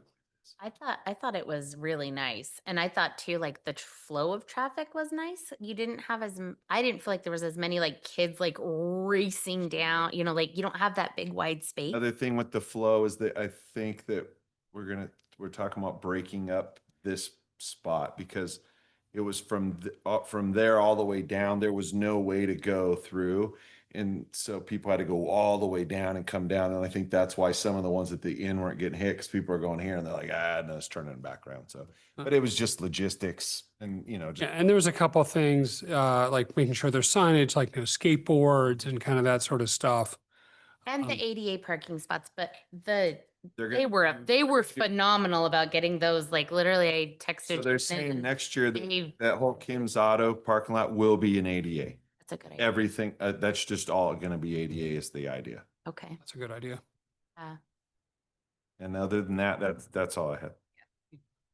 Holiday lighting was originally on the 29th, and then it has been recommended that it moves to the 21st. That's what I was going to say. Right. However, right, I just want there, you know, so I did hear a little bit from the business inc.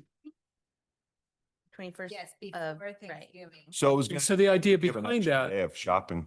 so the idea behind that is it brings a reason for people to come downtown twice. Just to be aware that there was already another event scheduled at the business incubator on the 21st. Oh, was there? Yes, so I don't want to say they have their nose out of joint because that's kind of really, that's a far exaggeration from reality. But they were like, well, we picked that date because there was no other events. What is the Business Incubators event? It's the Holiday Expo. Where is it at? Well, here, I just happen to have some information. From 4 to 7 o'clock. Right, Where though? it's down at the incubator. Up at. What? Up at. So this is how bad I have no clue where that is. I don't, and I'm, Never been to the incubator? nope. So why does this affect us at all? Well, there are some of us that already had some plans to. Oh, I be see what you're exposed. saying. So I just want to make sure everybody's aware that that was there and we're still comfortable with changing the date. But I just want this to be, Sure. Oh, I see. make sure that we're all in agreement, understanding it has a little bit of, it has some impact on BIC. So that's all. I just want to make sure everybody's aware. Yeah. For our businesses. It's Yeah, and what I wanted to talk about was what the plan was for the day. So, but yeah, I don't have a Okay. problem. I just want to check in with everybody on that one. We'll have that on the 21st and then small business. On the 29th, which would be nice because to be honest, as a business, you get to, instead of waiting for the 29th to kick off Christmas, now you can do the 21st. they're gonna do the lighting that night. And then they're gonna have a concert. They're gonna do, it won't be a big, like we do for winter. It's just gonna be somebody playing like that plays at farmer's market type of a thing. They'll have What's hot, the lighting? I don't know. They haven't set a time, right, one of the things. Okay. There's gonna be carriage rides and we'll be doing free hot chocolate as well. Yeah. Santa Claus will be there, yes. I think it's the. And I don't think it hurts us to help promote that stuff as much as we can on our websites, and the sooner the better. I think most people Trick or shouldn't be treat, doing it. trunk and treat, all those things should be on our calendar and our updates. It's not only a chamber event, that has been city chamber. Yeah. Yeah. Absolutely. Downtown advisory board, which obviously we know it doesn't exist anymore, but like it's been. Well, people really look forward to it now. Hugely involved in this, so it's definitely a partnership. Collaborative. I think, I do think though that we will want to make some understanding to the community that those are going to be two different events now, because people are used to it being on that same Saturday. And that's my concern, is that That way already. having two different events is amazing, but we really need to let people know that that's what's happening. So help businesses the most. Yeah, it would. That's kind of nice. Hanukkah ends, so the lights will be lit for the last time for Hanukkah, and then the holiday lights in the city. Perfect. I mean, I assume since this has been made a plan, that this has been a conversation with you all, because the lights have to be ready by the 20th, which gives a less time to be ready. Yeah, we think they'll be ready, right? Yep, they are prioritizing that. Yeah, That's a really good point though. yeah. It's 8 days. It's 8 days sooner. That's a big deal. Mark's saying it's a big deal. Is this the first you've heard of this, Mark? No. Well, he wasn't about to like, okay, great. Mark's in the corner crying. But it's okay. You that think, you work? think it's doable? Yeah. That was a kind way of saying it's a pain in the butt, but yeah. Yeah, and it looks like the good news is the weather is going to hold. Okay. You don't know. Well, I'm looking 10 days in advance. I mean, for the next 10 days, it's good. Look at this weather guy over here. Month away. All I'm saying, which leads me into my next question, honey, which is, do we happen to know how many roof permits have been pulled? Oh, no, but we can It's 5. find out. This time I knew. Look at it right now. After the new roof. Mine gets pulled maybe tomorrow. We will find that out and get back. It's all they're doing. Yeah. Yeah, it was 2 weeks ago. It was like 530 or something. Yeah. It's a lot. Yes. Well, and Well, that one company sure did a good job of selling them. Here, there's still. Oh, they're all in the Airbnbs over by my house. Yeah, I'm like, these guys they sold a lot of roofs, man. yeah. And I've had so many complaints from people in my neighborhood about the noise of the roof replacement from people that have had their roofs replaced. And then just the last question is, the street painting on Aspen was such a success, and then we had all that rain. Is there an ability to kind of patch or Yeah. fix some of what came up? Yep. Yep. Okay. Yeah. Yeah. We talked about it. Yeah. When I walked by, I saw a little bit came up. We'll touch it up. It also looks like people are maybe doing burnouts on some of it too, because you can see the tire marks, especially when it was wet. But yeah, we've talked about, we'll probably have to touch some of these things up. And then I know this, we're going through yet another bathroom sink. Oh yeah. Is there a opportunity or some way to put up a camera outside the bathroom? That kind of, it just seems like, that's a spot where people are going to do, vandalism. That's some way is there some way to kind of monitor that and Have a let people, ballpark of who maybe is doing said things. or just, Maybe ask if they can it seems like a design flaw to me. Like, Oh, the sinks. This is our second, or third. Yeah, I'm not sure. that was second, Be doing something to make that happen. right? and is this something that the company is seeing? Like, are we the only ones that are experiencing this, or is this like? Do we know? I don't. Mark, do you want to come up and answer that? While he is walking up, while he is walking up, there are cameras downtown that we've used in the past that could probably figure out who is in and out of the restroom. But yeah, I'm not sure if they know who did Or the specific one. I can say, Yeah. just be, Yeah. or like, the outside of the restrooms. Yeah. Gotta be clear on that one. Yeah. Are monitored by camera. It's just something as a deterrent. Yeah. So these restrooms are designed for vandalism, and so these are supposed to be very, substantial. So there's a lot of work that's going into breaking these sinks. That's what I was thinking. So I can talk to Cedric and Guy at Urban Blue. They were getting it sent right away, and we ordered that. And so, yeah, they're designed for vandal proof. Like that was one of the highlights that they sold to us. So I don't think that it's something that they're seeing all over. We are experiencing unhoused staying in there after hours.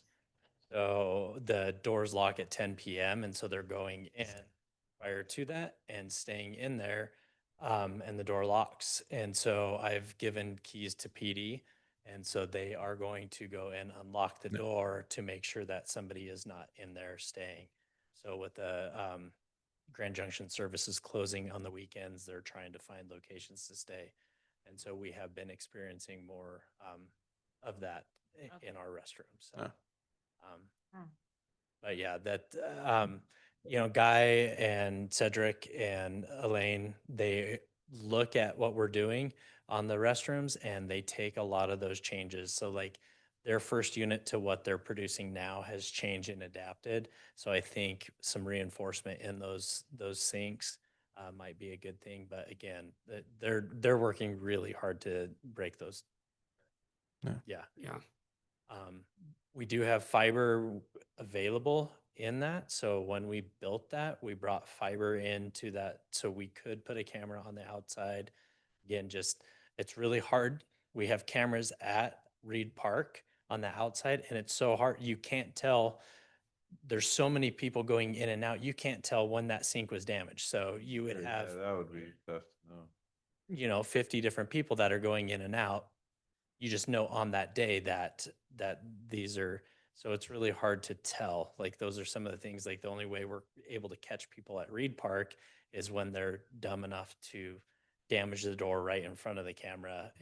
But we can't tell when they're ripping the baby changing stations off the walls or damaging toilets, or the one kid was kicking the drinking fountain in the shelter and we were able to find that. But anything inside those rooms, that's the difficult part. So, I mean, Sometimes it's helpful. I deal with this at my school. Like we have a camera facing the bathrooms, and you have to narrow it down, but you can tell by when someone comes and tells you about it. So if the public comes and says, "Hey, the sink isn't working," you have, at least it's not after that time frame. Do you know what I'm saying? Like it helps narrow the window down a little bit. The signage helps saying And there's a camera. I would say signage may help, and even just like, And what is that costing us? Like what is this vandalism? What's the fiscal impact? so the last two sinks that were replaced I just paid for shipping because there was some warranty. It was delaminated. So this is the third one.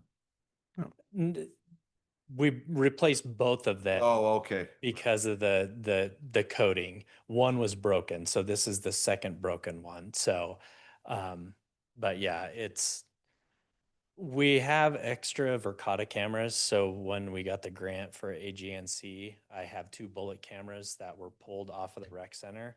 I can take a look at seeing if we can use one of those bullet cameras off of the Verkada system here to see if we can shine down instead of really getting it right there. But I do agree, having something nearby deters a little bit, but you should see the cameras at Reed Park. They don't care that they they're don't there. care about it. Yeah. And is that, so at Reed Park, is that that's like the youth that is doing that, or is it just a broad, are we seeing a pattern in It's kind of stopped. I mean, most of the damage now are youth, but we do have some of our local unhoused that are trying to get in after hours. Like we've seen them trying to pry the doors open with screwdrivers and breaking in. So it's not just one group, it's everybody. So, but yes, we do spend a lot of money fixing all the damage, like all the vandalism. Our staff takes a lot of time to fix that, and it's really tough. So, disheartening. Yeah, I mean, Is there anything that you've thought of that we could do to help? I mean, anything been, I mean, obviously you think about it because it's bouncing around. Is there any kind of thoughts that you've had? I mean, it's happened what it throughout my is. career. Yeah. Yeah. No matter what you do and where it's located. I mean, when the Montrose directors and that team came over, they were looking at those units, and Jim was talking about, you know, the location of this prevents so much vandalism because of where it's at. Sure. And so just pure location is great. And it's somebody that is just wanting to cause damage. And so it's Then you unfortunate. completely There's stop nothing. that. I just didn't know, clearly you can't do video, but like if you break a sink, it makes a loud noise. And I just don't know if there's like a crash sensor that, I don't know what's out there. Is there some kind of a sensor that they can put into the sink so if it's broken that it'll send an alert? We can talk to Oh, them about it. Yeah. Since it's a very high-tech bathroom. Yeah. Well, Well, it's like- thank you for answering. It's like, you know, when a house has an alarm on it and the windows get opened, there's got to be a sensor of, I don't know what that costs or what that looks like, but there's, Yeah, it'd be interesting to see if there's some kind of ideas or technology out there. even if it was just the sink, because we know that that's for whatever The reason thing. you want to go after. I'll call them tomorrow and discuss some options. I mean, the way that it's comes out, there's nothing to support it.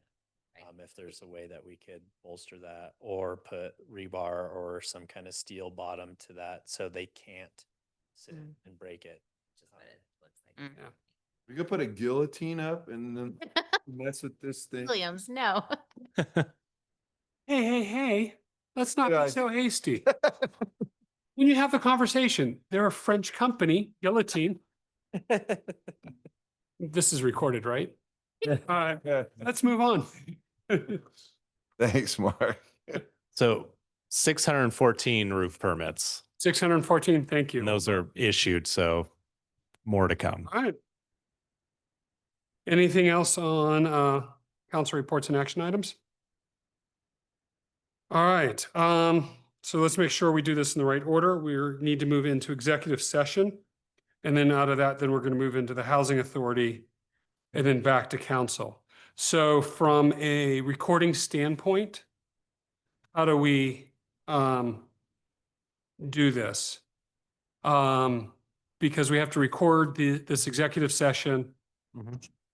And then we'll have to come out of that, then start a new recording for the housing authority. We'll keep the meeting open. Okay. Yeah, so. The same link, Yep. recording for all of them, Yep. and you guys will break it up. Yeah. Okay. Different links, but yes, same meeting. Okay. So wait, just to be clear, there will be a separate recording of the executive sessions, correct?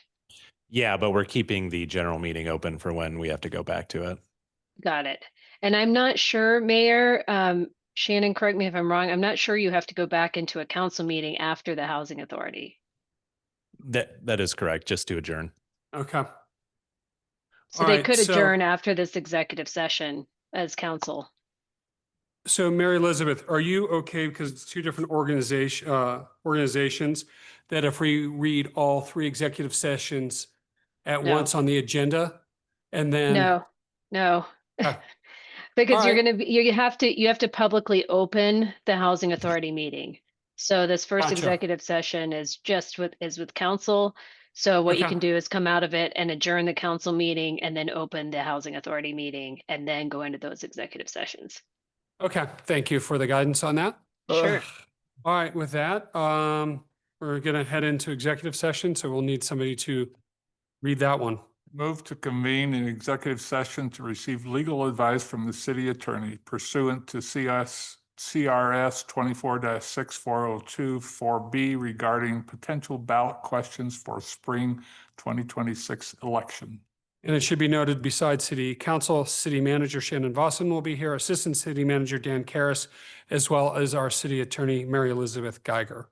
Second. We have a first and a second. Any questions? Counselor Parrish, Yes. Counselor Quigley, Yes. Counselor Miller, Yes. Counselor Williams, Yes. Counselor Purser. Yes. Motion passes 5-0. Great. So question is, do we need a 7-minute bio break? Okay. So Why 7 minutes?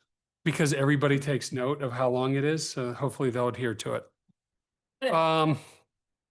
So with You could take 5, Rich. Yes, please. All right. But that's all right. If you want to do 7, then we'll do 7. Whatever. God, you question Mr. me. Mayor, would you let me know what time it is, please, right now? I will note the time that we head in. I have your worksheet. No, I mean right now, the Oh, time it that's is going into a 9:10. We'll break, be back at 9:17. 9:10. Thank you. Thank you.